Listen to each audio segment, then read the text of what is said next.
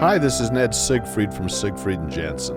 As proud sponsors of BeliefCast, we hope you are inspired by Todd's weekly podcasts, which contain so many courageous stories of recovery and personal growth. Remember, it's not what happened in the past that matters, it's what happens in the future. We invite you all to work hard and be optimistic about your future. Enjoy today's podcast.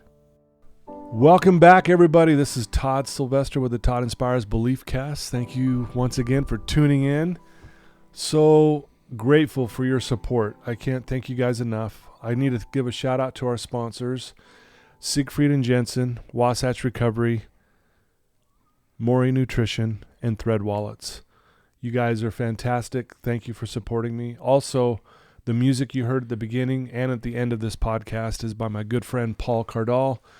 He's an award-winning pianist, and his music is timeless, man. It's amazing what he does with the piano. So thank you, Paul, for believing in me as well. And so today we are going to be blessed with an amazing podcast today because these ones really hit home because as most people know, I work with people who struggle with, addictions, with drugs or alcohol, mental health issues, that kind of thing. And people who society might look at and go, their chances of change are slim to none.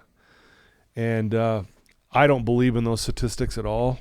And today is living proof. We have Derrick Lamoreaux on our podcast today. Derrick, thank you for being here. Of course, it's an honor. Yeah. How you doing, Todd? So good. We are co-workers. We are colleagues, right? We work together here at Wasatch Recovery. But Derrick has an amazing story where he actually used to be a client here at Wasatch Recovery.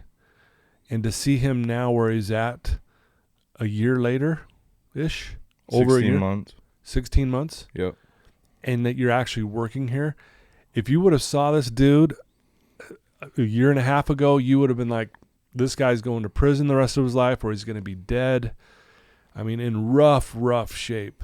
And boy, what the transformation. One of my favorite sayings is, the greater the darkness, the greater the light. And you are in the depths of the darkness, right? I mean, on a level. And then the light we see in you and the light you get to experience in your life because of the changes you decided to make. And that's what's made this happen today. You've pushed me to be on here, which I love. You're just a go-getter. But before we start into your story, Derrick, who are we honoring today? So a big part of my recovery is my older brother, Kyle. He was a scout sniper in the Marines and a black belt Taekwondo martial artist. Those were the two things that he was most passionate about. Yeah.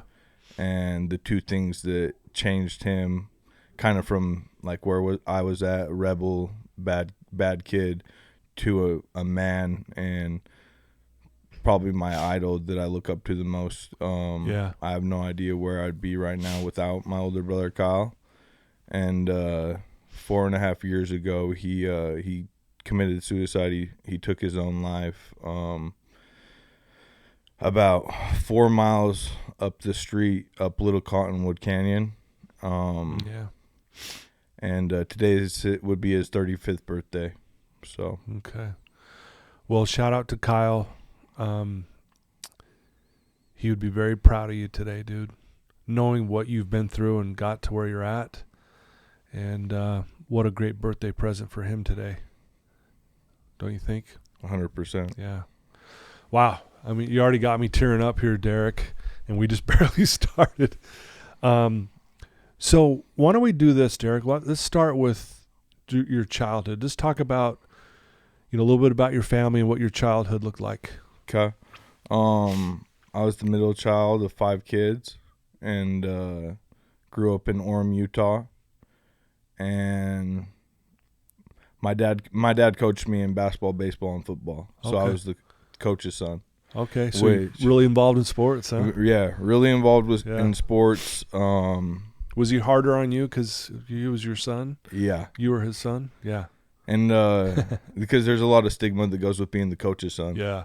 And what I remember, one of the things I remember about it is like being at baseball practice, and there's 12 kids, and he's hucking to one of them, and kind of got to sit around and bullshit with the other 11 and make sure they're happy and they're engaged in practice. And I think I started to develop pretty good social skills at a young age, because when you're the coach's son, you got to go hang out with the rest of the team. It doesn't matter if you like them, you don't like them. Yeah. They're your teammates. Yeah. And so you have to, especially being the coach's son, you got to be nice to them and look out for them.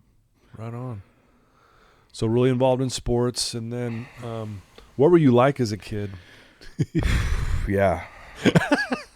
Yeah, I was out there for sure. So I lived in Springville from 3 to 8 years old. Okay. And one of my neighbors, she had this gorgeous garden, right? All these flowers and stuff. And me and my cousin Jackson, we were over there, and we were like, let's tear these flowers up. So we stomp out her whole garden, right? This old poor neighbor she's crying and like trying to, but like to this day, like when we see each other, she's like laughing and thanking me for it, because we were just kids, we didn't know any better. But definitely had like a really good upbringing in childhood. Yeah, you got a very supportive family, it feels like. Is that correct? Yeah, most definitely. Your sister was a big part of your support. I know while you were here at Wasatch going through as a client. Yeah. She was very supportive. I remember that. Madison, my little sister Madison, she's definitely an angel. That's one of my best friends.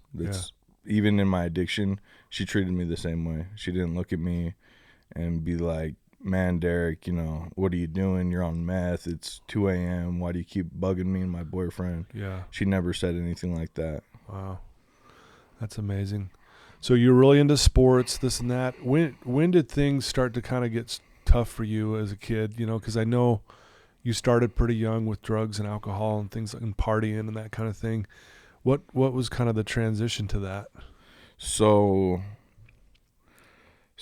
honestly, once I hit junior high, 7th grade, the kids in my ward stopped hanging out with me. It was kind of like, you've graduated. We're not going to hang out with you anymore. Was it because you were doing things they didn't want to do, or is it just more you were just getting older, or what was it? I think it was more of my sporadic energy level was kind of different than the kids in my ward, where they're a little more passive and conservative. Were you considered like hyper? Oh yeah, hyperactive for sure. So they're like, man, this guy's a lot right now. Right. Yeah, just high energy. Just like they loved me and they always treated me super nice, but I guess the writing was kind of on the wall. Okay. Almost like this feeling this guy is going to be doing some crazy things. Yeah. Right. No, most definitely. So once that happened, I kind of responded by hanging out with whoever. And I was a really good kid.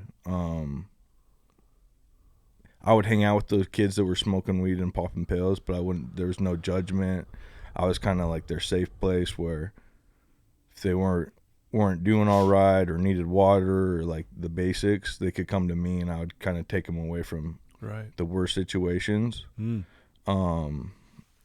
So yeah, that's where some of my best friends came from. And then over time, it's like you hang out at the barbershop long enough, you can get your hair cut. Yeah. So it went from that to now my friends are, doing home invasions and robbing people. And then I had a lot of older friends that went to Pleasant Grove. I ended up going to Timpanogos, so I had all the protection in the world from a lot of bigger people. So I was basically untouchable, and I would kind of help with my homies. I'd help coordinate sales of stolen items, weed, started with the weed. So I guess the the next turning point in my life was we lost a play-in game to go to the playoffs my senior year of high school. Uh-huh. So we beat Provo in the first half. We had to beat Orem in the second half. And the game goes to double or triple overtime. Our kicker misses like 3 or 4 field goals, and we lose the game. The next night, one of my buddies stole $2,000 from a car that was at a church, and he called me. I picked him up. We had Sadie's that weekend, so we started getting all the drugs, the weed, the Adderall, and we get pulled over, and it was my car, but I was in the passenger, and I end up throwing some Adderall out the window, and the cop sees that, grabs me, throws me in the back of the cop car. Mm-hmm. One of the other kids goes to DT. The other 3 of my homies, we were rolling pretty deep. We were 5 deep. Other 3 homies, they get a walk, and the day after my senior football season ended, I'm at Slate Canyon Detention Center. End up doing 17 days, and I think growing up with the sports and everything, I thought, senior years can get over. I'm gonna have a full ride. We'll be playing at the U or somewhere, and once that whole thing happened, that was out the window. Yeah, that had to have been tough to realize that, right? A realization that this isn't going to move on for you sports-wise. Right. Yeah. Well, so let's go back a little bit, Derrick. As you're going through this, you're partying more and you're doing these more high-risk things and stuff. Talking about your brother Kyle, did he know that you were going through this? Did he know you were struggling? Did he see any of this? So he got some of the bad attention, I would say, from my parents, because he wasn't pursuing sports like I was. Yeah. And I have an older sister that was a super, super good sister, ended up serving an LDS mission. So he was kind of the black sheep early. So that took a lot of the attention off of me. So everything I was doing, I was getting away with it. Yeah, so okay, gotcha. I was off the radar. That happens a lot sometimes when another kid might be struggling. The other kid who's struggling as well doesn't maybe get it as much. Right. And so one of the funny things about me and Kyle is growing up from 8 to 12 years old, just like any brothers did, we threw down. Like, we would have family parties on like Sundays and Saturdays, and the main event was me and Kyle. What time are they going off? Place your bets now. Really? And yeah. And you could just feel the tension in the air with the family, and I got my cousin going, yeah, Derrick, you're gonna get him tonight. You know what I'm saying? Like, it was gonna happen whether we liked it or not, just because of the situation. And we both loved it. I was always sitting there pushing the button, and it was just he's gonna snap. To get the reaction, right? Yeah. And so the last time me and Kyle fought, I started going and grabbing the kitchen knife. Right, I'd get my ass kicked, run upstairs, grab a kitchen knife, feel a little bit more threatening, and so I run upstairs. I grabbed 2 kitchen knives, and it was a 3-story. So I run down 1 story, and Kyle's sitting there with a samurai sword. So I got my 2 kitchen knives. He's got a samurai sword, and my mom walks in the front door, starts screaming, runs upstairs to her room, and that was the last time that we ever fought. Well, it's funny. Not funny, but I think people listening to this right now going, man, that's what you did in your family. You guys fought that bad, and again, it's zero judgment on my part, and anyone listening to this is, we all get raised different ways. We go through different trials, and sometimes it's kind of like all you knew. This is how we do things, right? Yeah. Because some people listen to this and be like, man, that's intense, right? Right. So at that point, you guys decided, hey, we got to stop doing this. Yeah. So we stopped doing that. And then it was about 4 years later, my parents, super active, were running marathons twice a month. So so long story short, some of my friends got together, some of his friends got together. They got the alcohol. I wasn't drinking. I think I had been drinking, but I didn't want to give that to my brother and be like, "Hey, bro, Right. I'm drinking." So my friends got drunk, his friends got drunk, and we had like a house party at my parents' house. So, yeah. Okay. So at this point, though, now things are going really. I'm assuming the drug use is getting more frequent, more intense. So, honestly, what happened with me is I had a lot of players, you could say, in the game, and it was like, Derrick, your parents are you're off the radar with your parents. Let's have you hold the weed at your house. Whenever a homie needs a sack, you'll run it out to him. Okay. So I started selling weed out of my parents' house. And for a 17-year-old kid that doesn't have a D1 scholarship, when you're making $100, $200 a week off, and I wouldn't even look at it as I was selling weed. I was just helping my friends get weed from a safe place. Yeah. Where they're not going to get ratted on. But basically, though, selling weed. Yeah. No, 100% selling like, weed. You probably didn't calculate, hey, I'm a drug dealer. No, not at all. Like back then, you're just like, no, I'm just helping people out. But really, you're dealing drugs. 100%. Wow. Yeah. So you did this for how long? So probably about 3 or 4 years. Like, it got to the point where I was in an apartment on UVU campus. I'm picking up quarter pounds of weed. I got a good connect, and everyone knows my name. People I don't even know are texting me, "Hey, D-Lam, I need a sack." And I would kind of look at that and be like, I don't know you. You know what I'm saying? You're hitting me up for weed. I've never met you. You're coming through this third party guy that got a sack from one of my buddies. And they're acting like they're your best buddy. And then it's like I can rip them off as hard as I want. You know, when you got people texting you not a quantity amount, they're saying I need $80 worth. Well, what's $80 worth of weed? You get to decide. I guess. Let me eyeball this, put a couple leaves, break them up a little bit, and I'll sell that to you for $80. If you come back, great. If you don't, fuck you. We'll edit that out. My bad. It's okay. So you're doing this for a while. Does your family know at all that you're doing this? I don't think so. Obviously, the stint with DT, you know, they knew something was going on. You were struggling. Yeah. Yeah. And I think this is the time after I went to DT, I started getting in the rooms with the people that were doing hardcore drugs and hardcore crime activity.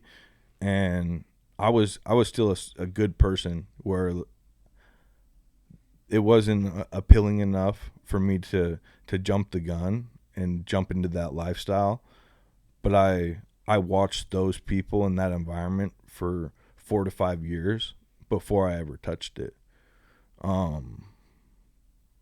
Which is interesting to me, but you hang around long enough, you're getting a haircut. Yeah, right. So, you know, we don't have to go into all the details, but when I met you, when you came here to Wasatch, when you first got here, again, rough shape, really rough shape. And what I mean by that is, for our listeners, is, I mean, here's this guy doing meth and not sleeping, and I mean, you name it, everything else under the sun. But I mean, meth was the one that was just causing all kinds of havoc in your life. You and I have a really cool, I mean, it's hard to portray that, but some of the amazing sessions we've had in here, you and I, like these aha moments. Remember those where we just like, dude, right? Did you feel that? Right? We had such an amazing thing, and then connecting the dots about what happened to you, because you had an opportunity to speak at a junior high.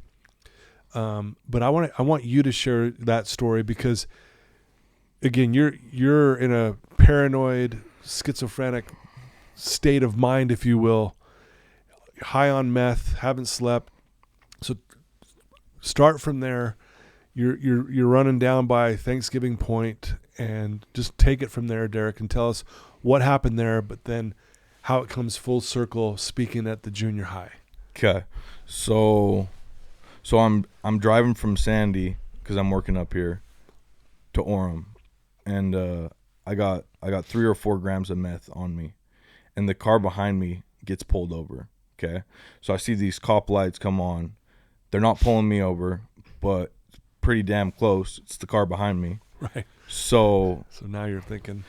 So naturally, I grab the baggie, throw it in my mouth, and I eat it, and start driving over the point of the mountain, and it's kicking, right? Like, I'm starting to feel unsafe. I'm starting to see all the colors out there, and basically I'm like, I got to get out of this car before I kill someone, get pulled over, or kill myself. Yeah. So I get off the Lehigh exit, and I'm like, yeah, I'm going to go to the front runner, leave the car there, have someone pick me up in Orem. So paranoid I couldn't even go to the front runner. I was like, no, I'm not going over there. And so I go to the Holiday over there in Lehigh. I park the car, I leave my phone in there, and I got my brother's military backpack. I got all his obituary, a bunch of pictures that we have from our childhood in the backpack, because that was my ammo. That's how I was getting through these days. Okay. So I get out of the car and I start doing my football, my defensive back drills, right? So I'm backpedaling, transition to sprint, backpedaling, and past the skate park, and it's a beautiful day, and everyone's just having like the best time. So my vibe was just like, let's not ruin anyone else's day. Yeah, your day's ruined. You just ate 4 grams of meth. Let's not ruin anyone else's. Okay. So that was my vibe, and yeah. The splash pad's right next to the skate park. So just seeing beautiful things, right? Kids enjoying skating, kids and their families playing at a splash pad, and it was beautiful. You know what I'm saying? I didn't want to disturb or ruin that. Right. And at this point, I'm still running from the cops that pulled the car over behind me. Yeah. And they're not even coming after you, but you think they are. I think that's part of the psychosis that you go through, right? And so I think I'm smooth by doing my little defensive. I'm just a runner. I'm an athlete out here training. What cop's going to pull over an athlete that's training? So I get down a little further. There's the overpass. I go onto like the overpass, and there's the trail to the Jordan River. Okay, and I'm feeling great, besides the paranoia and everything like that. I'm feeling pretty damn good. And so I'm going on the Jordan River Trail, and there's 6 tubes and 5 people in the tubes. And in my reality, they threw out the invite. Hey, we got an extra tube. Come jump in, and I'm a pretty cool person, like who wouldn't offer Derrick to come jump in the tube. Right. So I'm thinking this is perfect, right? Shed a layer. I'm going to jump in the tube when the cops pull up. I've been tubing all day with these guys. What do you mean? Yeah, what are you talking about? Yeah. Right. It's your alibi. It's my alibi. So I run into this Jordan River, right? Next thing I know, I'm hitting the bottom of the river. A current picked me up, and it had me just choo, choo. So I'm hitting the bottom of the river, and I guess I'm coming up every couple of seconds, right? And I just hear one of the girls in the tube say, "Andrew, go save him." So about 10 seconds later, this kid pulls me up out of the river, and I'm still feeling pretty good. Like the whole like I'm about to die and drown thing, like that's not reality for me. Yeah, I'm feeling too good. Because you're high. Yeah. And so he pulls me up from the water, and I'm like, I still got to shed the layer. So I go back down, I shed a layer, and then I'm doggy paddling over to the tube. And I get to the tube, and they're like, like what's going on? And I was like, what I said to them was, police are trying to kill me. So they're like, yeah, we're gonna take you back to the shore, you know. And I was like, and my vibe is still what it is. I'm not trying to ruin anyone's day. Sure, yeah. So they're taking me over to the bank, and I keep telling them, don't let the police beat me up when I get over there. I know the police are in the bushes. Right when I get over there, they're gonna swarm me. And this was right after the George Floyd thing had happened, and that, you know, that blew up. So again, adds to the paranoia. Yep.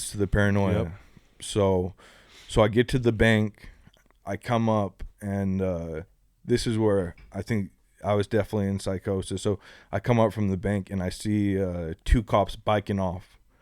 Like right when I came up, they're just biking off, and I'm like, this is great. This is second chance at freedom, you know. Like they can't find me. They can't catch me, right? Yeah. So I crossed the bridge, and I'm running up this hill where there's undeveloped houses. The backyards aren't like finished, but the houses are up. So no, I lost my backpack, lost my shirt, right? So it's just Derrick, he's got shoes, sweats on, soaking wet. I pop out of this backyard, and the homeowner and the next door neighbor are on the front lawn. So they see me, and I'm sporadic. I'm twitching, and they're like, "Are you good?" And I was like, "Yeah, no." And one of them's being super like, bro, you're not okay. Like, how can I help you? Yeah. I'm like, don't worry. They're already on their way. No need to call. They're already coming. So one of them steps in the side to call the police, obviously, because they're worried about me. You know what I'm saying? Sure. I'm erratic. I just popped out of the backyard. I'm soaking wet. So I'm like being kind of cool to the one guy that's still hanging with me, but I'm like, your homie's inside narking on me. I think I'm a jet. And he's like, okay. Like, so I kind of just snapped on him. I go 2 blocks. I hop a fence. I'm on the Thanksgiving golf course. So now I'm like, yeah, when are the Lehigh police really going to be here? And it's kind of out of ways, so 15, it takes them 10-15 minutes, and I can't blame anyone for wanting to watch someone get swarmed by the police and get tackled and get locked up for acting the way that I was acting. So the neighbors, they kind of start lining up. Like, I would say I had an audience of 25 to 30 people just kind of waiting. Yeah. And so this is where it gets real. So this is about the year mark of my brother passing away. And yeah, so with my brother, there was a lot of PTSD, right? Yeah. He served in 3 wars. He was a scout sniper. I can't imagine what he has seen and what he has done. Right. So there was a confrontation the last day that my brother was alive. The police told him that he couldn't live with his family anymore, and that's what I feel like kind of sparked him to go and commit suicide. Yeah. So that was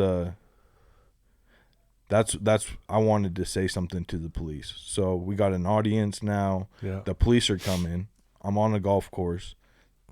This is perfect. I'm gonna tell these police exactly how I feel and place the blame of my brother not being here on them. So one other thing with me, I have a lot of Polynesian friends. And so first cop that shows up, Polynesian. So I'm thinking, I'm skating. I'm getting away. There's this guy's gonna let me go. This guy's gonna let me go. And he comes up and first thing he says, he's like, "What are you doing?" And I was like, "I'm still twitching, right?" And I was like, "Chilling."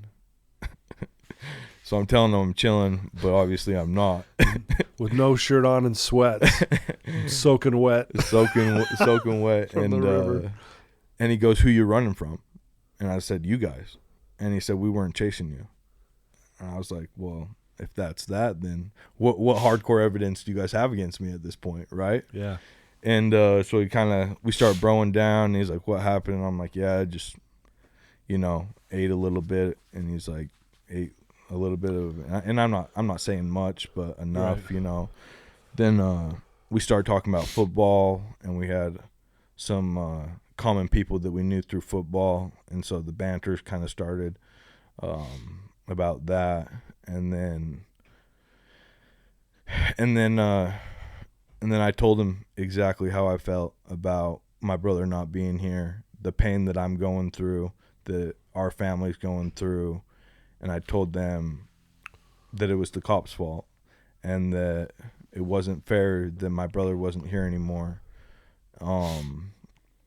And as I'm telling this, and there's 30 people, out there listening, another cop shows up and he's like, "If we find anything in your backpack, or if there's anything in the river that is sharp that hits a kid in the foot, we're charging you." And just out of line bullshit. So he goes down to the river to grab my stuff, and another white cop shows up, and he's like, "I have a Kai Dog tatted on my chest," and he comes up and he's like, "Who's Kai Dog? Like, nice tattoo, bro." Like, kind of trolling me. And these 30 people just listen to me pour my heart out about how much pain I'm in and how much I love my brother. Yeah, right. And then they see two cops in a row come up, absolutely disrespect me and my brother, and walk off. So the Polynesian cop is like, "Hey, do you want to go to the hospital or do you want to go home? Like, you can walk or you can go to the hospital." And my body's acting erratic. I don't feel safe. Yeah. So I'm like, I need to go to the hospital. So he takes me to the hospital. Scary moment in the hospital because I just ate 4 grams of meth. They're trying to shoot me up with all this stuff to bring me down. Right. And I'm going in and out on in the hospital. So I rip the IVs out because I'm not liking the response. You know what I'm saying? So I ripped the IVs out, kind of going crazy in there, up against the glass, thinking they're trying to kill me.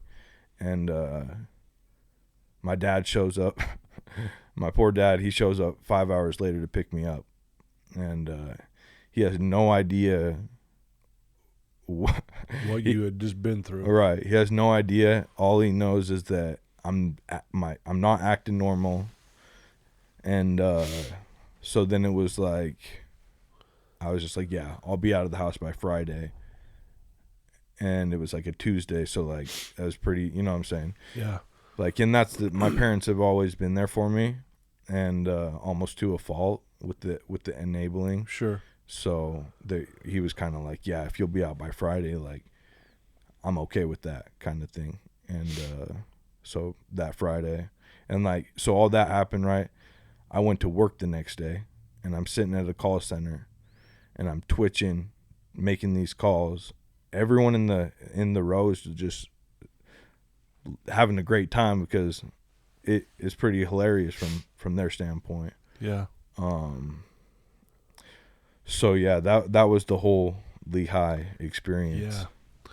Well, and thanks for sharing that. That's really descriptive, and I think it's good for our listeners because I want to. So, you eventually check yourself into Wasatch Recovery, right?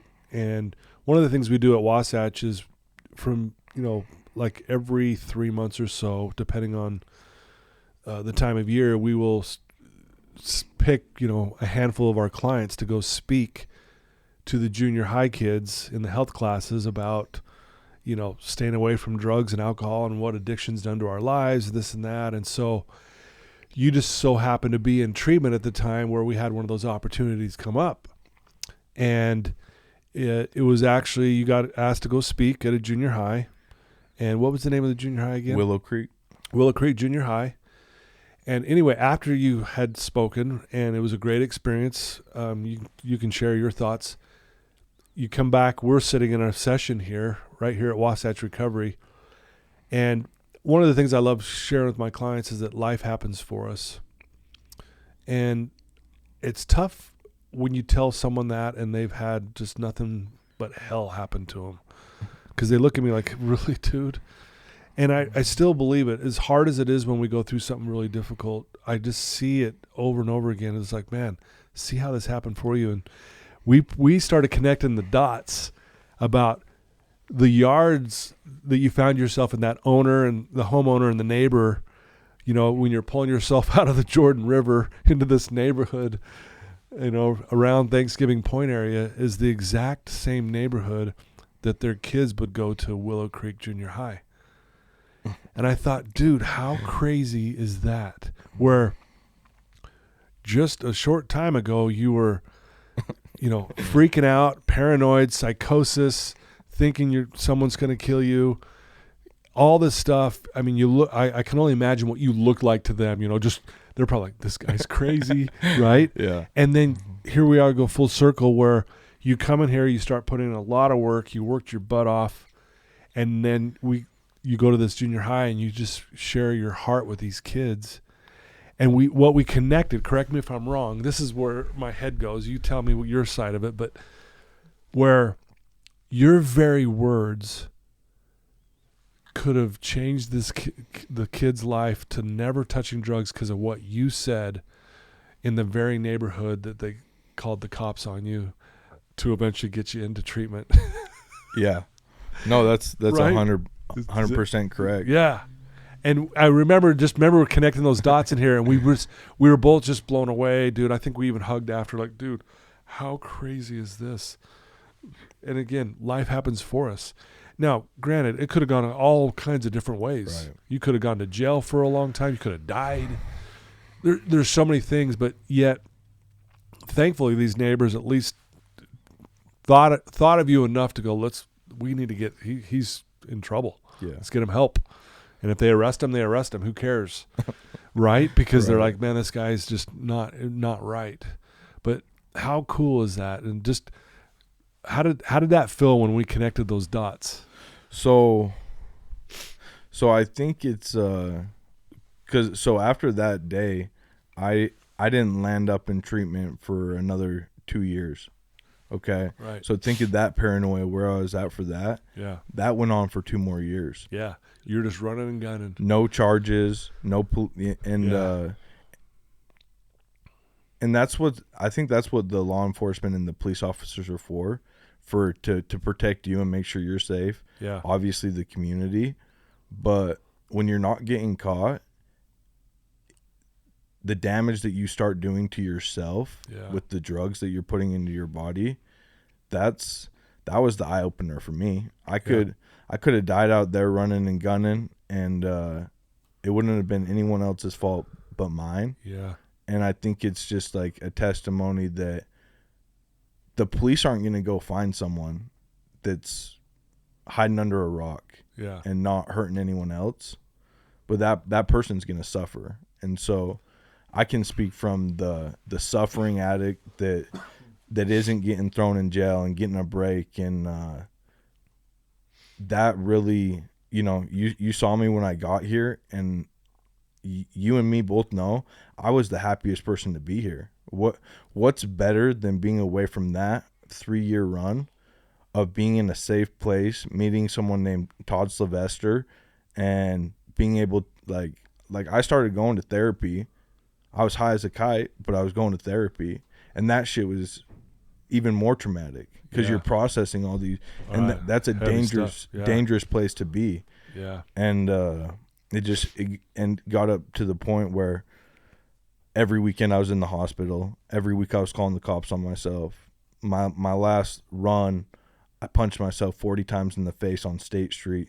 So disappointed in myself, so mad that my brother had passed away.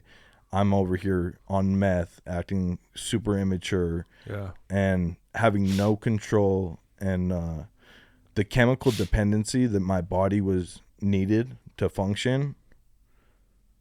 There was no not getting high for a day. I was getting high every day, and that's how my body was responding to that. And so right when I got here, like, God set me down so gently, but from your eyes, it might be like, you showed up here in rough shape. Yeah. And but it could have been way worse. Could have been so much worse. Yeah. And some people never come back from that. That's the scary part, is the sobriety that I've got under my belt, and the mental health and the physical health, I'll never use again unless I start lying to myself. Yeah. Because all of that stuff is going to come flooding back. What you've learned, man. It's going to come flooding back. And that's the thing, is like, when you were speaking in here, I was listening. I was engaged. I loved eating up what you were serving. Dude, I was going to say, I agree. I loved it because you challenged me even. Like, you, right? You remember that? You'd come in and go, okay, dude, give me your best. Like, you really did. And I remember that often, and how hard you worked, and you were constantly coming up. What you got for me? You know, you were like a sponge. You were soaking it in. And and I remember, this is kind of a funny story, but also very cool. The fun run we did. We had our first annual fun run with Wasatch Recovery that Tina puts on, and it was awesome. It was so cool. And here's Derrick just freshly into rehab, and we're doing this run, right? It's a 5K, so it's 3.1 miles or 3.2 miles, whatever that is. And and I've been running, I've been training. I'm thinking, man, I'm gonna smoke this dude, right? Dude, they said go, and I'm telling you what, Derrick, we laugh. It was as if you were being chased by the cops. This guy just, he takes off like a shot out of a cannon. And I'm thinking, I just started laughing. I'm going, he's gonna gas out. I'll pass. I'll just coast right on past him and laugh at him, this and that. But dude, you didn't stop, and you won, and you finished it, and it was crazy, and you were foaming at the mouth, and it was like, man, I hope this guy doesn't die on us. And I'll never forget what you said. It was I don't even know if it was that day, but it was a little bit after. You had a purpose in that run, and what was the purpose? Your brother Kyle. Yeah. And I remember you telling me I had to go do. I was doing some video shoots, and I have to be on in these videos. And I remember you telling me, well, Todd, you'll be fine if you just know what your purpose is. And so it was interesting. The camera guy, when he was interviewing me or getting me ready to record, he goes to me, okay, you got to picture one of your clients when you're doing this, because they got to feel it. And instantly it was Derrick. I was like, I'm thinking of Derrick, man, because you had just told me that about purpose. And anyway, so I just want you to know, D, I've learned just as much from you. I hope you know that, more than you know. Like, truly, like, I just loved how you challenged me on so many levels as what I do. And I've been doing this forever, but here I got Derrick coming in, just hitting me left and right. I was like, dang, but I appreciate it. I hope you know that. Like, I really do. And you did work your butt off here. We do have to give a shout out to Ashley. She was a big help, and I love Ashley. I know you do too. She's fantastic, and she was a big part of your success as well. But yeah, I just wanted to point that out. You helped me more than you know. Likewise. And Like you'll never know the gratitude and appreciation my family has for you, my brother, myself. Like what you've been able to allow me to tap into is a real clean life where you feel all the emotions and the feelings that us as humans are supposed to feel. Right. And I'll be forever grateful for you. And like I said, if I ever pick up again, I'm lying to myself. Yeah. Boy, you learned about it. Man, I'm telling you, if you don't know what he's referring to, we talk a lot about this. I do, especially, is if you're honest with yourself, you'll never relapse because you have to lie to go back to it. You just know too much. Your mind's been stretched. It can never go back to its original dimensions. And so that's such a powerful, simple principle of honesty, just flat out honesty. And it's good to hear you just embrace that, dude. Yeah. That's so cool. No, and I think my other favorite story that you have is, was it Tracy or Stacy that made friends with the spider? JC, yeah. That story of her being able to forgive her abusers and she made friends with a spider. Right. If she can do that and get out of that, what is, drug addiction to that? It's nothing. Yeah, and I love how you simplify things in your mind because it's simple. We try to overcomplicate it, and who he's referring to is J.C. Dugard, who was kidnapped and abused sexually in a shed for 18 years, and yet she doesn't hate the abuser because she realizes that would keep her stuck, and she overcame it, and she's doing great things in this world. And so but I love how you just like going, oh yeah, if she can do that, I can overcome my meth addiction and my irrational thinking here and here. So I just loved how you always took things and just simplified them for yourself. Yeah, and I mean another one is like the Eastern culture and the Western culture. That was the first lesson, and I know you had something else planned for that day, and I was like, hey bro, like my brother committed suicide. Yeah. You switched the whole lesson. You said, hey guys, is it okay if we go this route instead today? And everyone was okay with it, and you taught me the lesson of Eastern culture. They celebrate birthdays and anniversaries, and the Western culture has more of like a grieving approach to it. Yeah, so the Eastern culture celebrates death like we do, like a birthday or an anniversary, where here in the Western culture we grieve, and it's not saying one's better than the other typically. It's just like, but I asked you what would Kyle want from you, and what did you say? To be clean and sober. Yeah, and happy, right? And happy. And celebrate his life, celebrate him by being happy. And just that little shift, and it was so interesting. Again, I felt inspired to do that. And what I love about that is you didn't fight it. Like you just like, I've never thought of it that way. And I saw it in you. It's like this shift. You're just like, you know what?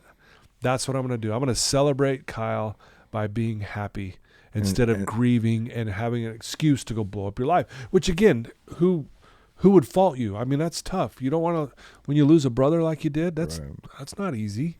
And I think what hits with me, what hits home is my brother served the U.S. Marines for 10 years, okay? Mm-hmm. 3 tours. He was a scout sniper.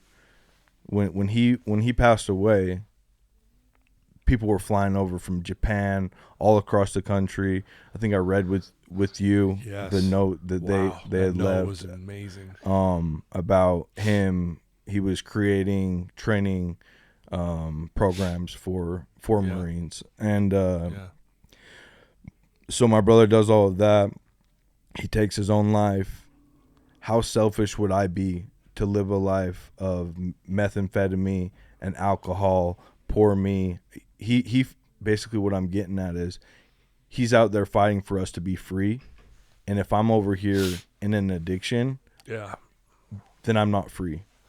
Yeah. So that's kind of like where I go is I want to be free, and I want to respect the service that he's done for our country.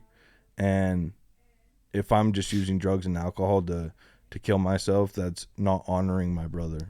Yeah. Wow. Powerful. Thank you. Dang.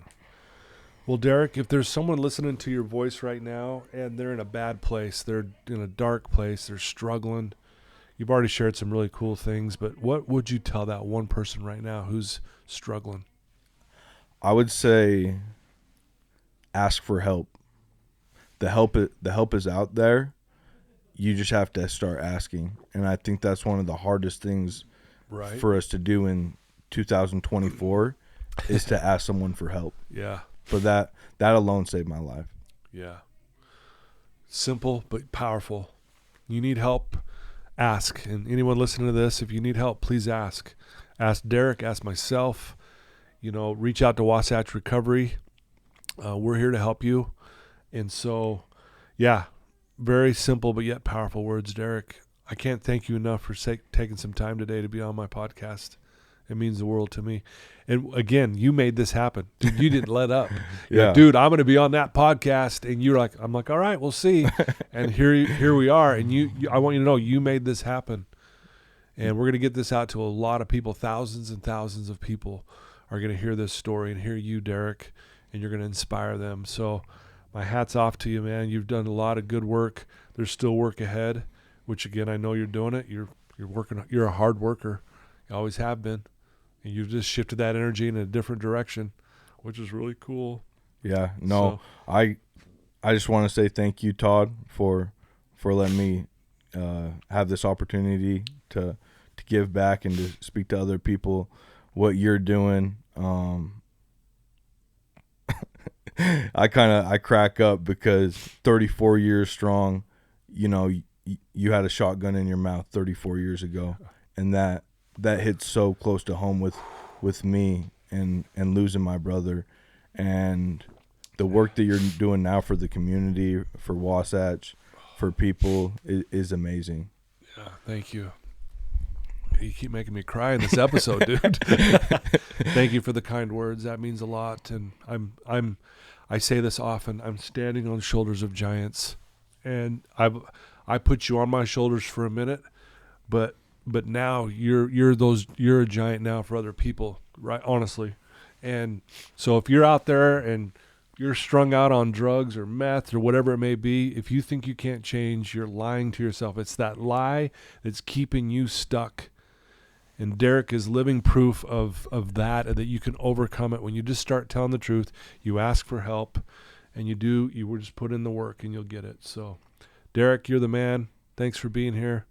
Thanks for all you do here at Wasatch. We love you. I love you, and thank you for your time today. Of course. Thank you, Todd. Love you too, bro. Thanks, man. Well, there you go, guys. What a beautiful story. Beautiful human being, Derrick. Please share this episode with anyone you know that's struggling. It doesn't have to be drugs or alcohol. It could be any struggle whatsoever. They'll get inspired by these words, and it'll allow you to kind of break the ice with someone that you may not know how to talk to them, and let Derrick talk to them for you and break the ice for you. So thanks for all your support. Again, thanks to my sponsors. I love you so much. It means the world that you guys would support me. And thanks for tuning in, guys, week after week. Love you. Till next time.